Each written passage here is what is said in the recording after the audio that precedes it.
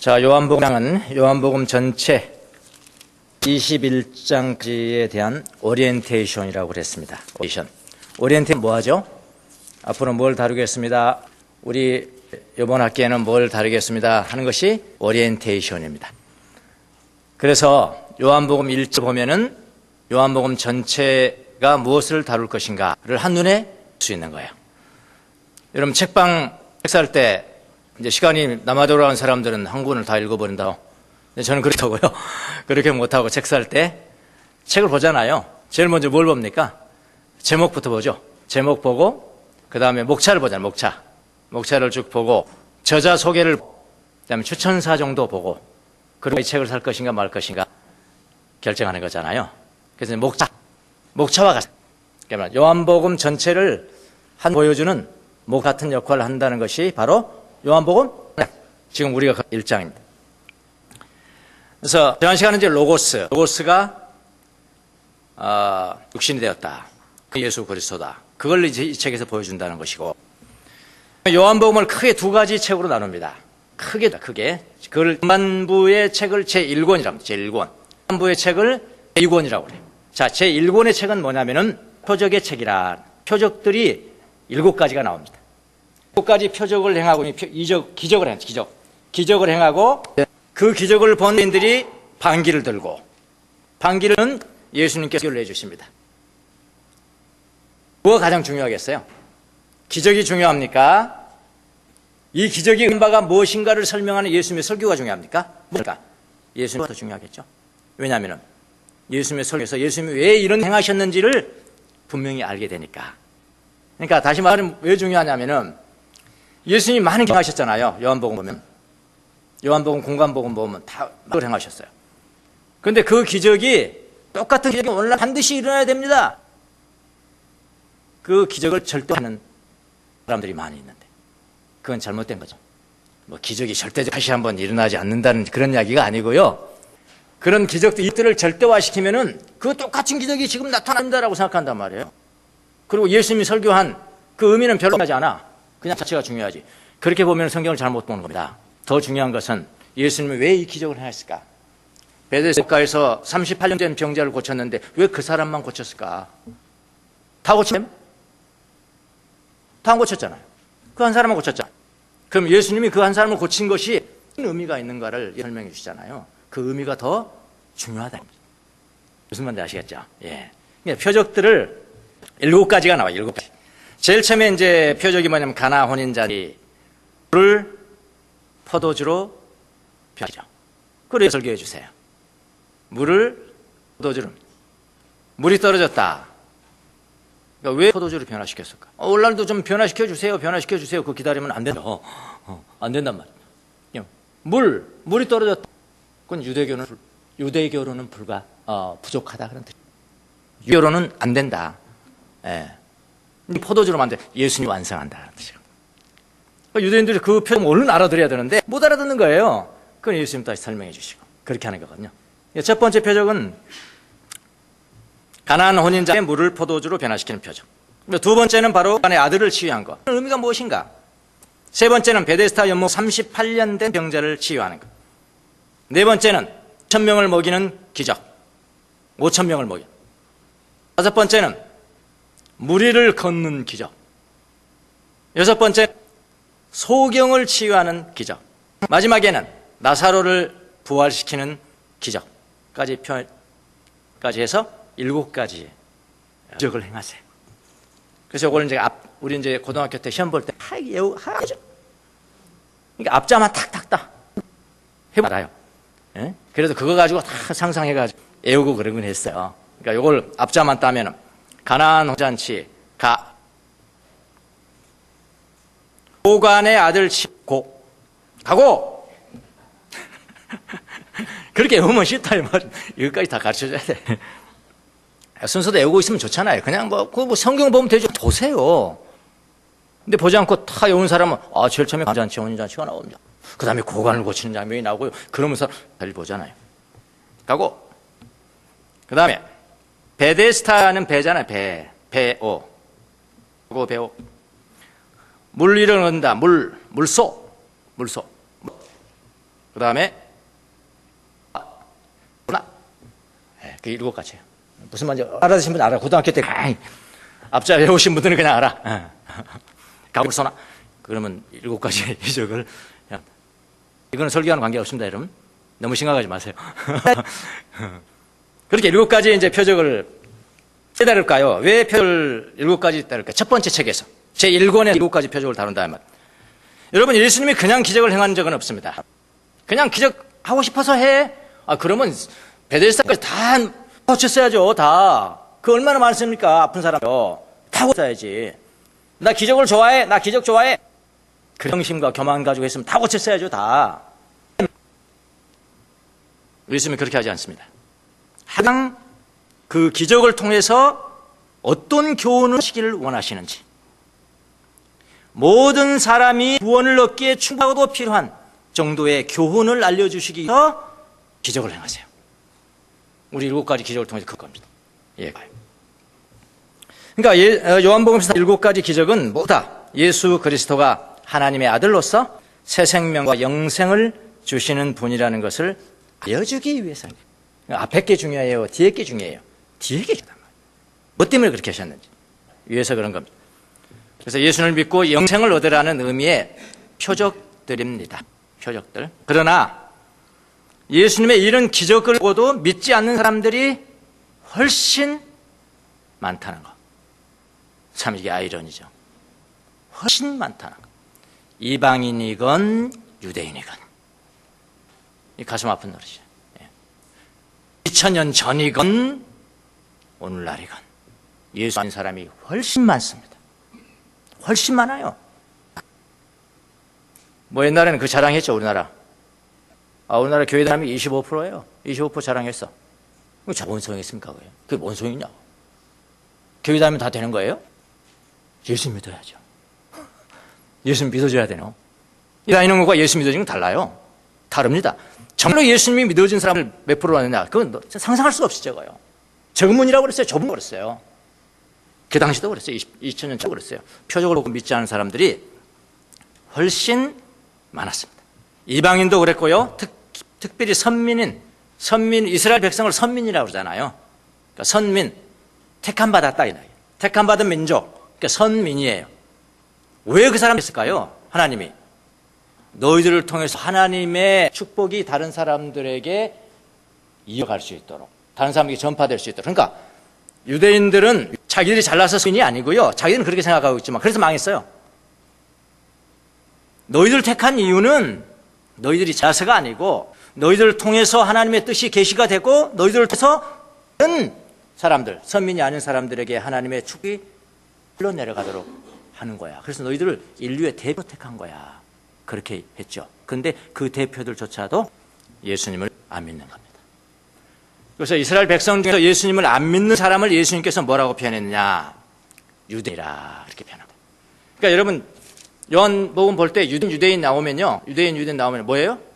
예수님 안 믿는 사람들 그렇게 표현하시면 돼요. 예수님을 안 믿는 선민들. 근데 선민 중에서도 가끔가다요. 가끔가다 가뭄에 홍나듯이 예수를 믿는 사람이 있는 거예요. 예수를 믿는 사람이 있어. 예수님은 이런 사람을 어떻게 표현했냐? 이스라엘. 그러니까 요한복음 보시면서 어떤 데는 유대인, 어떤 데는 이스라엘인. 이스라엘이라고 명명을 받는 사람이 누굴까요? 대표적인 인물 1장에 나오는데 1장에 나다나엘. 저는 참 이스라엘입니다. 그렇게 표현했어요. 그렇게 차이가 있습니다. 예수님이 나다나엘을 이스라엘 사람이라고 불렀습니다. 나다나엘과 예수님과의 대화는 대단히 중요합니다. 대단히 중요하기 때문에 요한복음 1장 다음 주에 정도 다룰 겁니다. 이게 무슨 말일까? 천사가 오르락내리락 할 것이다. 너 그거 가지고는 부족하다. 나다나엘의 고백 가지고는 부족하다. 천사가 오르락내리락 하는 것을 볼 거야. 더 큰 고백을 볼 거야. 그 말이 무슨 그걸 보도록 하겠습니다. 자, 그 많은 표적을 예수님께 행했으나 그 표적이 뜻하는 의미를 모르고 예수님을 믿지 않은 사람들이 훨씬 많았다는 거예요. 안 믿는 유대인들이 훨씬 많았다는 거예요. 그럼 오늘날 21세기 오면 지금 예수님을 안 믿는 사람이 훨씬 많다는 거. 전혀 이상한 일이 아니라 교회 다니는 사람들은 많은데 예수를 믿지 않는 사람이 엄청 많다는 거. 그건 이상한 짓이 아니에요. 오늘 본문 10절 성경 한번 봅시다. 10절 11절에는 이렇게 표현하고 있습니다. 그는 세상에 계셨다. 세상이 그로 말미암아 생겨났는데도 세상은 그를 알아보지 못하였다. 그가 자기 땅에 오셨으나 그의 백성은 그를 맞아들이지 않았다. 이렇게 표현했습니다. 세상은 누가 만들었다고요? 예수님이 만들었습니다. 지난 시간에 얘기했습니다. 하나는 예수님을 매개를 수단으로 해서 로고는 창조의 수단이에요. 천지, 만물, 인간까지 낸 겁니다. 천지를 누가 창조했어요? 그러면 하나님이 창조했습니다. 그것도 맞고요. 예수님이 창조했습니다. 그것도 맞고요. 성령님이 하셨어요? 그것도 맞고요. 맞는 거예요. 예. 예수님 창조하셨습니다.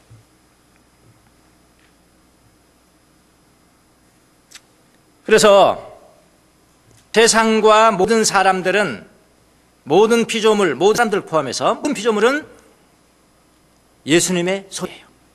지금 예수님에 대해서 이제 포커스를 맞추기 때문에 하나님의 소유, 맞아요, 그게. 이제 더 분명하게 예수님의 소유예요. 모든 사람의 대표는 유대인입니다. 대표는 유대인들조차도 예수님을 알아보지 못하는 거예요. 근데 유대인들 누구 소유라고요? 예수님의 소유라니까. 이방인들도요, 예수님의 소유. 천지 만물이 예수님 소유라니까요. 알아보지 못했다. 유대인들조차도 예수님을 알아보지 못했다. 바로 이 내용을 어디서 다루냐면은 제1권 표적의 책에서 다뤄요. 자, 목차랍니다. 요한복음 1장은 요한복음 전체를 보여주는 목차라고 그랬어요. 그럼 10절, 11절. 10절, 11절은 목차 이렇게 쓰잖아요. 제목을 쓰고 이렇게 해가지고 몇 페이지. 그래서 몇 페이지 벌어야 되잖아요. 그러니까 10절, 11절은 제목이고요. 이렇게 해서 뭐 쓰냐면은 요한복음 2장에서부터 요한복음 12장까지를 보라. 그러세요. 아시겠습니까? 예, 그런 뜻입니다. 자, 그게 이제 제 1권이고요. 그러니까 왜 믿느냐, 뭘 믿어야 되느냐, 이건 제 1권 표적에서 다룬다 말입니다. 그래서 여러분 중에서도 아직도 예수님이 누구신지 모른다, 왜 예수님을 영접해야 되는지 모르시면은 표적의 책을 잘 보셔야 돼요. 요한복음 2장에서 12장을 볼 것, 그런 이야기거든요. 예. 표적의 책을 잘 보셔야 합니다. 원하건대 7가지 표적을 다루어가면서 한 분도 빠짐없이 예수 그리스도가 믿어진 역사가 일어나시기를 원합니다. 그리고 기도합니다. 기도하는 마음으로 들으셔야 돼. 설교 한번 듣기 위해서 교회에 이렇게 오시면 됩니다. 그러시면 안 됩니다. 믿어지는 역사 일어나기 위해서 오셔야 돼. 김용수 목사 개인적으로 마음에 들어서 교회 오시면 안 돼요. 여기서 그러시면 안 돼요. 하나님을 사랑해서 오셔야 돼요. 그게 예배예요. 예. 뭐 저는 기분 좋아요. 주명수 목사 때문에 온데 기분 좋아요. 절대로 아니야. 예. 하나님 사랑해서 오셔야 돼요. 자, 또 하나의 책이 있습니다. 그게 제 2권입니다. 2권. 2권은 13장에서부터 요한복음 13장에서부터 20장까지 마지막이 부록이라고 해서 21장 부록입니다. 13장에서 20장까지의 책을 제 2권의 책, 이걸 이름을 뭐라고 그러냐면 영광의 책이라. 영광의 책. 자, 제 1권의 책은 예수님을 아직 믿지 않는 자들을 위한 책이라면은 제 2권 영광의 책은 예수 믿는 사람들이 소수예요. 소수의 예수 믿는 사람들을 위한 책입니다. 예수님을 안 믿는 사람들이 더 많고 믿는 사람들은 소수라는 것이 참 가슴이 아프지만은 우리는 제2권을 통해서 믿는 자들이 받는 영광이신지, 믿는 자들이 받는 영광이 무엇인지를 배울 것입니다. 제2권에서 다룰 부분은 오늘 본문은 12절 13절 이렇게 이야기합니다. 12절 13절. 그러나 그를 맞아들이는 사람들, 곧 그 이름을 믿는 사람들은 하나님의 자녀가 되는 특권을 주셨다. 그 특권이 뭐냐면은 혈통에서 나오는 것도 아니고 육정에서 나오는 것도 아니고 사람의 뜻에서 나냐고. 누구로부터 났다? 하나님으로부터 났다. 요걸 다룰 것이네. 요게 요 주제인데 요거는 몇 페이지에서 다루면은 딱 가서 요한복음 3장부터 요한복음 20장을 보라. 그런 뜻이라니까. 아시겠죠? 예. 이거는 목차예요, 목차. 자, 그래서 요한복음 13장에서부터 20장까지 영광의 책에서 하나님의 자녀에 대한 특권, 영광, 우리가 받을 영광이 무엇인지를 자세하게 다룰 겁니다. 자세하게 다룰 거지만 오늘은 이제 간단하게 다루는 거예요. 어차피 오리엔테이션이니까요. 다뤄보도록 하겠습니다. 예수님을 맞아들인 사람들은 하나님의 자녀가 된다고 했어요. 하나님의 자녀가 된다고 합니다. 그리고 하나님의 자녀들은 특권을 받습니다. 특권을 있잖아요. 특권. 영어로는 authority입니다. authority. exousia. authority래요. 어떤 권위를 부여받는다. 그런 이야기죠. 어떤 파워를 부여받는다. 특권. 특권을 부여받는다. 그 특권은 영광의 책에서 자세히 다루게 될 겁니다만 오늘은 하나님의 아들 된 특권, 가장 중요한 거 한 두 가지 정도만 시간상 한 두 가지 정도만 펴보도록 하겠습니다. 자, 예수님을 믿음으로 말미암아 하나님의 자녀가 되는 것인데 하나님의 자녀가 되면 어떤 특권이 있을 것인가? 가장 중요한 특권, 그게 뭐냐면요, 신분이 바뀝니다. 신분이 바뀝니다. 13절 보겠습니다. 하나님의 자녀가 된 신분, 여기 나와 있어요. 그들은 혈통으로나 육정으로나 사람의 욕망으로 나지 않고, 좀 어려운 말 썼습니다. 간단합니다. 이건 간단해요. 하나님께로 났다. 낳았는데 사람이 낳은 게 아니고 누구로부터? 하나님이 낳았다. 이런 이야기. 그러니까 여러분, 하나님의 자녀가 된다는 것은 아버지가 하나님으로 바뀐다는 겁니다. 아버지가 하나님이 된다는 것입니다. 하나님의 아버지가 되는 거예요. 하루아침에 신분이 바뀌어버립니다. 뭐 때문에? 믿음 때문에. 누구를 믿어요? 예수님을 믿음 때문에. 하루아침에 신분이 바뀌어. 신분이. 여러분, 우리는 아주 잔인한 시대에 살고 있습니다. 잔인한 세상에서 살고 있어요. 왜 잔인하면요, 제가 이를 증명해 보일게요. 이 세상은요, 아버지가 누구냐에 따라서 자녀들의 신분은 변합니다. 아버지가 누구냐에 따라서 자녀들은 신분이 상승하기도 하고 하루아침에 하층으로 살아가게 합니다. 하루아침에 아들을 낳는 자녀가 태어났는데 시리아의 난민이 되기도 하고, 하루아침에 애가 딱 나왔는데 재벌의 아들이 되기도 하고. 잔인합니다. 이거 잔인해요. 내 뜻입니까? 그게 뜻이냐고요? 예멘 난민 된 게 내 뜻이냐고요?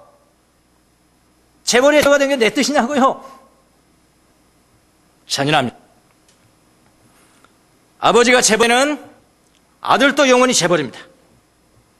아버지가 흙수저면은 아들도 영원히 흙수로 삽니다. 신분 상승이 불가능한 세대에 살고 있다고 해요. 지금은 그렇게 사람들이 이야기하더라고요. 욕망 있는 가문에 태어나면은 가문 좋은 집에 태어난 것이 특권입니다. 이것을 성경에서는 뭐라고 그러냐? 혈통으로나 육정은 뭐냐면 결정했다는 겁니다. 우리가 우리 뜻으로 낳냐고요? 사람이 결정해서 낳은 거잖아요. 야, 낳자 해가 뚝 하면 제가 낳았어. 사람들이 낳자 해가 결정했는데 내가 낳았어. 내 뜻이 아니야. 사람이 결정을 하고. 사람의 결정에 의해서. 그 다음에 뭐라고 그러냐면은 그게 육정이에요. 육정. 사람의 욕망. 사람의 욕망에 의해서 내가 태어났다. NIV 성경에는 뭐라고 그러냐면은 husband, 남편들의 의지했다. 맞는 말이죠. 여자 혼자 내가 낳아야지 너 낳으십니까? 남편들의 의지. 위에서 태어납니다. 이게 세상이에요. 이 세상에서는, 세상에 살아가는 사람들 세계에서는 아버지가 누구냐에 따라서 신분이 결정되는 건 너무나 당연한 거예요. 그래서 아주 잔인한 세상이라고 그러는 거예요. 그래서 잔인한 세상이라고. 이 세상에서는 아들 되는 거, 누구의 딸이 되는 거, 자기 상황은 전혀 상관없이 명문가의 사람이 되기도 하고, 문벌 없는 가족의 일원이 되기도 하고, 재벌의 자녀가 되기도 하고, 흑수의 자녀가 되기도 하고, 이런 의미에서 이 세상에서는 신분이 바뀌지 않습니다. 신분이 바뀌지 않아요. 저는 가난한 집에서 태어났어요. 이거는 좋은 의미로 표현한 것이고요. 조금 속된 의미로 표현한다면 콩가루 했죠. 콩가루 시바이지. 공부는 어느 정도 했습니다. 뭐 1등을 해본 것도 없지만 중간 이상 내려가 본 적이 없어요. 예. 여러분도 그렇게 생각하시죠? 그래도 공부하는 거는 마찬가지입니다. 공부를 하면 잘해도 공과는 마찬가지입니다. 가난한 것은 마찬가지예요. 어릴 때 어느 부잣집을 방문했습니다. 그 부잣집은 나하고 같이 공부하는 놈의 집이에요. 그 놈은 공부 못합니다. 집을 방문했습니다. 우와, 저는 그런 걸 처음 가봅니다. 테레비가 막 방마다 있는 것 같아요. 그 테레비를 가지고 혹시 부자였어요. 테레비 안테나가 몇 개가 돼요. 처음 보는 물건들이 많고 의리했습니다. 몸둘 바는 모르겠다. 처음 가봤으니까 그런 집은 몸둘 바 모르겠는 거예요. 저는 그때 그 집에서 생각했습니다. 이 사람들과 나는 무엇이 다른가? 무엇이 다른가? 가문이 달랐습니다. 가문이 달랐어요. 아버지가 달랐습니다. 그래서 그 가문이 부러웠고요. 그런 가문을 이룬 아버지가 부러웠고요. 그리고 조금 막 질투나다. 그 새끼가 부러웠습니다. 아이씨, 나오면 잘지, 새끼. 태어나보니까 거기 태어났고, 태어나니까 거기 태어났는데, 응? 자기는 나보다 공부 못하는데, 그 새끼가 부러웠습니다. 인간은 똑같은 이야기예요. 여러분의 마음을 달래고 이렇게 속된 언어를 쓰는 겁니다. 저 속된 사람 아닙니다. 그 새끼가 부러웠습니다. 그래서 저는 예수님을 영접했습니다. 저는 예수님을 영접했습니다. 저는 육신의 아버지 때문에 그는 이 세상의 형통과 가문 때문에 어깨를 펴지 못하고 살아갔어요. 항상 노예야. 가문의 노예, 육체적으로도 노예, 내 마음으로도 노예. 나는 항상 별 볼 일 없는 사람, 별 볼 일 없는 사람, 가슴을 펴지 못하는 사람. 조사만 생각하면 그렇게 어깨를 펴지 못하고 살아간 저에게, 교회 다니면서도 그랬으니까 저에게 하나님 말씀하셨습니다. 오늘날 시편을 읽어가는데 하나님께서 너는 내 아들이다. 내가 너를 낳았다. 육신의 아버지는 너를 버릴지라도 나 여호와 하나님은 절대로 너를 버리지 않는다. 그 말씀이 내 심령과 영혼 가운데 다가왔습니다. 나는 신분이 바뀌었구나. 신분이 바뀌었구나. 그때 제가 그걸 깨닫고 울었습니다. 성경은 이렇게 있는 겁니다. 울었어요. 내 아버지는 하나님. 나는 신분이 바뀐 사람이구나. 신분이 바뀌었구나. 나의 아버지는 이 육신의 아버지처럼 그렇게 꾀죄죄한 분이 아니시구나. 꾀죄죄한 분이 아니시구나. 천지를 창조하신 하나님, 그분이 내 아버지시구나 라는 것을 믿음으로 받아들였습니다. 여러분, 내 신분이 변한 거다. 신분이 이미 바뀌었음에도 불구하고 노예가 된 사람이 얼마나 많냐고요. 얼마나 많냐고. 저는 제 신분이 변한 것을 그때는 알았습니다. 그때부터 저는 이 세상에 살아가면서 여전히 부자도 아니고 권력 있는 사람도 아니지만은 신분이 바뀐 상태로 살아가는 한 가진 사람들, 권력 있는 사람들, 많이 배운 사람들, 굉장한 사람들, 그 사람들이 최소한 신적으로 저는 노예 생활 끝났습니다. 내 가문의 노예 생활에서 저는 끝났습니다. 주인이 된 겁니다. 마음의 종로로 또 이제는 하지 않습니다. 괜찮습니다. 가나안에 사도 괜찮아요. 이코노미 클래스 타도 괜찮아요. 옛날에는 여러분 자본주의 극치 어딘지 아십니까? 제가 이거 이야기 한번 합니다. 자본주의 극치, 여러분 자본주의 극치 진짜 모르시는 거예요. 여기 그냥 사가는 거는요. 예? 동네 가서 여러분 대국이 부자들 대주고 여러분도 먹지 않습니까? 별로 몰라요. 가장 자본주의 극치를 맛볼 수 있는 것은 비행기 안입니다. 비행기 안. 여러분 항공사 사장 좀 되십시오. 예? 믿는 사람 좀 되세요. 그 대통령 되고 그거 받고 싶잖아요. 이코노미 클래스 좀 더 늘리세요. 사장님 돼서. 비즈니스 펄스를 좀 줄이세요. 너무나 격차가 심한. 좌석 다르죠. 먹는 거 다르죠. 서비스하는 사람 다르죠. 못 들어가게 문 닫아 놓죠. 거기는 화장실 북적북적 안 하죠. 진짜 입등감 팍팍 생깁니다. 그리고 들어갈 때 항공사 사장 되시면 들어갈 때 이코노미 클래스는 이코노미 클래스 그 문을 거기로 둬야 돼. 왜 비즈니스나 퍼스트 클래스로 내냐고. 무슨 말인지 모르시라고. 이거 경험하지 않으시면 몰라. 꼭 거쳐 가서 거쳐 가서 그동안에 아이씨 나는 이렇게 편한 데서 못 가냐. 어? 상대적 박탈감 아닙니까? 뭐 절대적 박탈감은 아니지만 상대적 박탈감. 옛날 그렇게 맨날 그렇게 다녔었는데 에이씨 어느 날 보니까 내가 이렇게 노예 생활하면 안 되겠더라고요. 그게 마음의 노예잖아요. 마음의 노예, 내가 부러워하는 건 마음의 노예인 겁니다. 어느 때인가 선언했죠. 제 마음. 나는 돈 없어서 뒤로 가는 게 아니고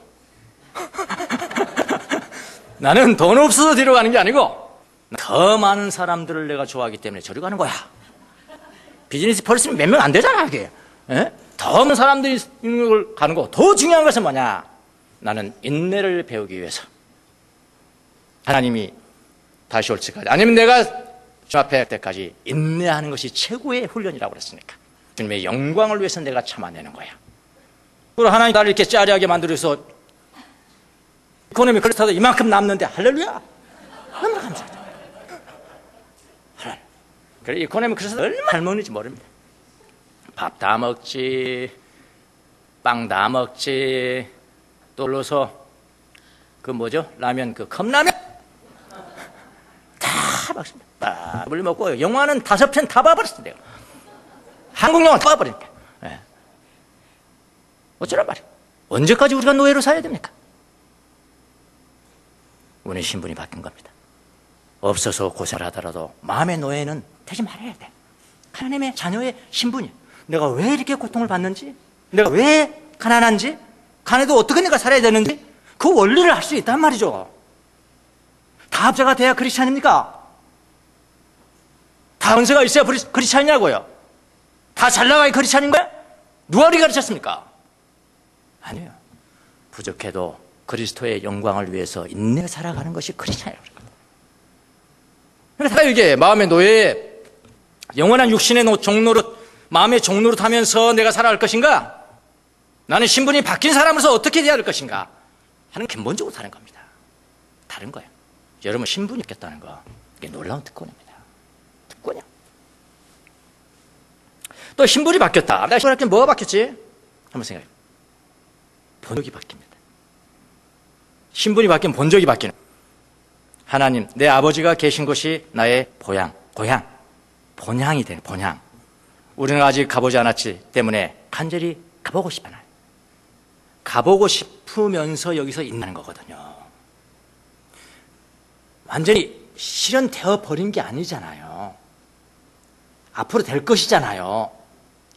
지금은 실현되어 가는 과정이고 조금씩 가불에다 지금 쓰는 것 뿐이에요. 지금은 완전히 다 갖다 써버리면 안 돼요. 갖다 쓰는 척 하는 것도 그건 가짜 신앙이라고요. 그게 번영신학이에요. 번영신학. 그거 가짜예요. 우리는 이루어질 거야. 다 가보지 않았잖아요. 가보셨어요? 가불에다 조금씩 쓰는 거죠. 그래서 인내가 필요한 거예요. 그러나 우리는 자녀된 신분을 가졌기 때문에, 하나님의 자녀된 신분을 가졌기 때문에 그분이 계신 곳은 언제든 자유롭게 통행이 가능하죠. 맞습니까? 대통령이 계신 곳이 청와대입니다. 청와대는 아무나 못 들어갑니다. 허가가 있어야 들어가는 것입니다. 그런데 허가 없이 아무 때나 가는 사람이 있습니다. 그 사람이 아들입니다. 자녀들이에요. 그걸 보안손님이라 합니다. 보안손님, 이 아들이 아니면서 아무 때나 보안손님 되면 큰일 납니다. 무슨 말인지 모르시나 봐. 네. 아들의 특권입니다. 아들의 특권. 하나님을 아버지로 모신 사람들인 여러분과 저는 아버지 집에 자유롭게 들어갈 권리가 있습니다. 할렐루야. 자유롭게 들어갈 권리가 있습니다. 왜냐하면 우리는 하나님 아버지의 상속자이기 때문에 그런 겁니다.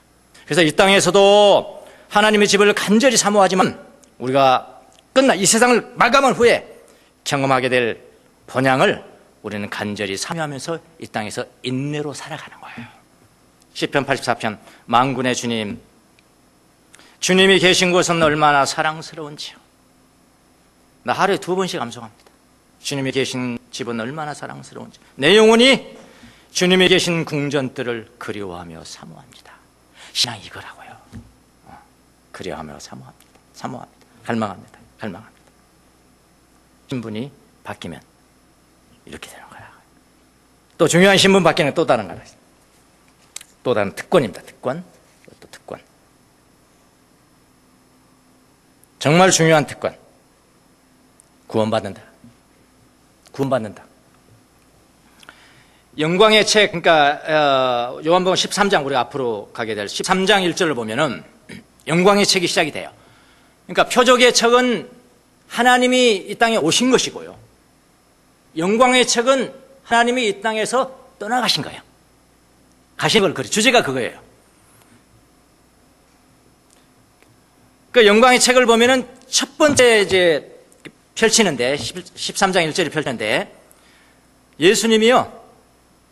뭐라고 기록되어 있냐면은 예수님이 제자들을 사랑하시되 끝까지 사랑하셨다. 그 장면이 나와요. 벌써 다르죠? 2장부터 12장까지는 안 믿는 사람들을 그냥 예수님 막 핍박받고 하는 그런 13장에 갑자기 들어와서는 예수님이 제자들을 사랑하시되 끝까지 사랑하셨다. 믿는 제자들, 소수의 제자를 어떻게 다루셨나? 그게 영광의 책이에요. 끝까지 사랑하셨다. 그걸 하면서 하나의 표적을 행해요. 예수님이 표적을 행합니다. 그 표적이 뭐냐면은 제자들의 발을 씻기는 장면이 나옵니다. 우리 나중에 자세히 볼 거예요.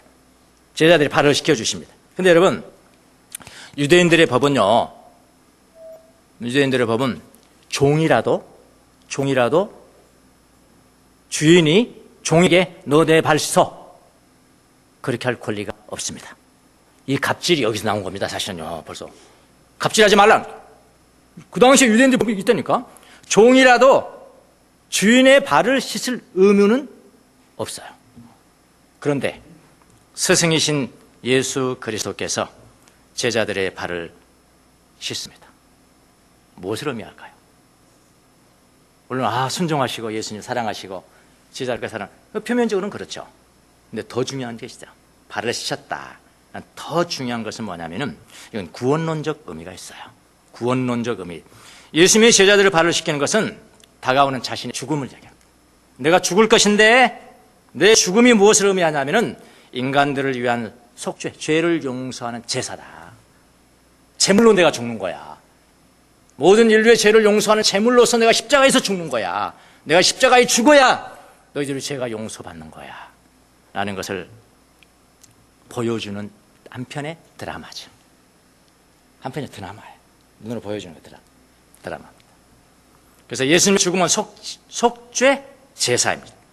인간의 죄를 깨끗이 씻어내기 위해서 죽으시는 것입니다.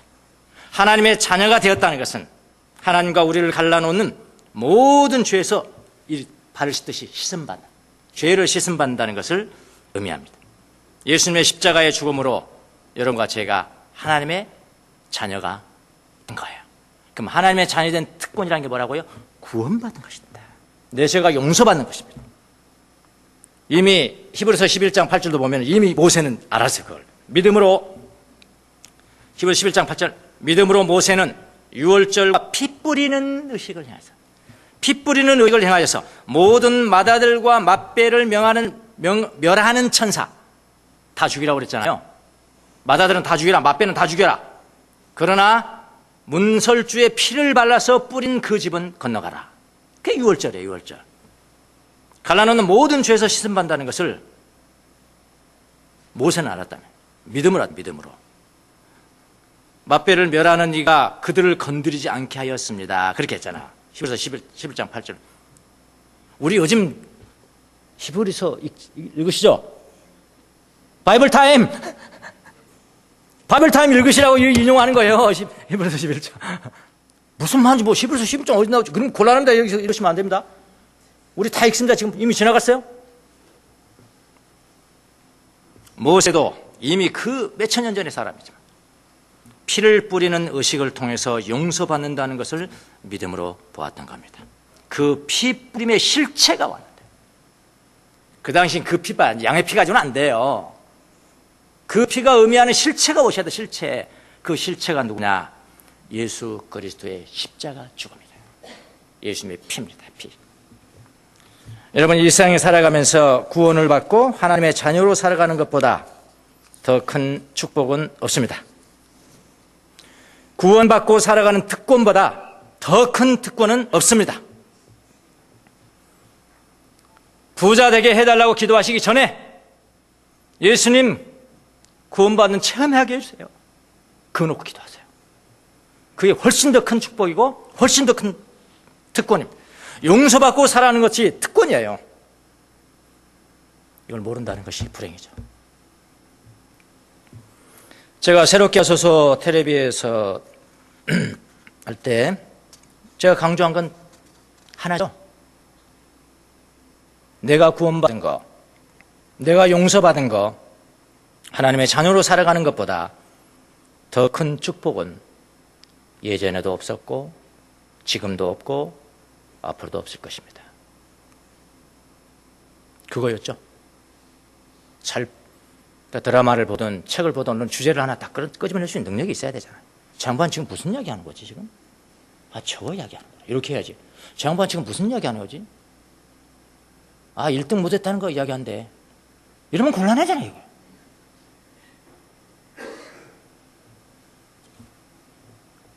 많은 분들이 격려를 보내주셨어요. 많은 분들이 격려를 보내주셨고, 카톡, 전화도 오신 분. 한 분이 이렇게 보내주셨어요. 목사님, 그 간증을 들으면서 자기가 지금까지 아주 중요한 사실을 망각하고 살아왔다고 살아온 것 같습니다. 이렇게 고백을 하더라고요. 아주 중요한 사실? 그게 뭘까요? 구원받은 축복이죠. 그걸 망각하고 살았다. 잘 됐대요. 집도 빌딩도 지었고, 빌딩 지었대요. 빌딩 뭐 짓고 그거 했다. 그렇게 해서 그러니까 편안하게 살아왔는데 내가 가장 중요한 것을 잊고 살아가다. 그게 뭐겠어요? 구원받은 축복이죠. 그런데 여러분, 불행하게도 세월이 흐르면은 구원의 감격이 빛을 발해요. 빛을 발합니다. 그리고 구원의 기쁨도 망각하게 돼요. 사람들은 이야기합니다. 처음엔 다 그래. 처음에 우리라면 다 똑같아 나가. 그게 지금 자랑입니다. 그러나 나이가 들어서 이제는 망각해 잊어버려. 그게 지금 자랑이라고 이야기합니까? 그 죄예요. 망각이 굉장히 큰 죄입니다. 더구나 구원의 기쁨, 구원받은 사실을 망각해요? 그거는 귀신이 한다고 그랬어요. 사탄이 한다고 그랬습니다. 안 됩니다. 그 은혜를 예수님 십자가 보혈로 우리는 죄 용서를 받았습니다. 그리고 하나님의 자녀가 되었습니다. 지금은 흙수저로 살아가던 금수저로 살아가던 하나님의 자녀입니다. 비참한 삶을 살아가든 조금 편안한 삶을 살아가든 그건 별로 중요하지 않습니다. 비참한 삶을 살아가면 조금 인내하면 됩니다. 길어야 몇 년인지 아시면 길어야 80년입니다. 80년 인내하면 되는 거예요. 하나님 앞에는 굉장히 짧은 거 1000년도 지난 어제 같으며 밤의 한순간과도 같습니다. 누구 앞에는? 하나님 앞에는.